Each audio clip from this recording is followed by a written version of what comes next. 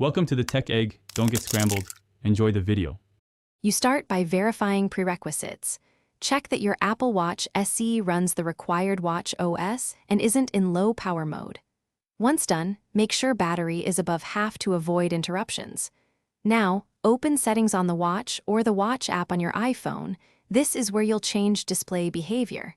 You're acting now, don't digress. These steps prevent failures later, and let the watch apply always-on settings immediately without unexpected sleep or low-power overrides. You'll now enable always-on and tune its behavior. On the watch, use settings display and brightness and toggle always-on.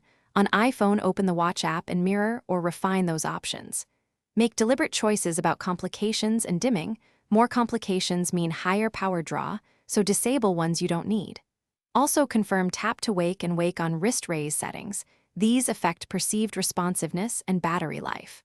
Once configured, let the watch sit for a few minutes so the display state stabilizes. Finish by testing. Lock the watch, move around, and confirm the screen stays readable but dim when inactive.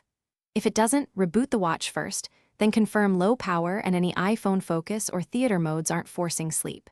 Make sure Watch OS is current. Updates often fix display bugs. Only unpair and repair as a last resort because that resets complications and layouts. One key troubleshooting tip: if always-on toggles off repeatedly, check for a pending software update or conflicting focus profile on. Thanks for watching. Consider subscribing if I helped unscramble your problems.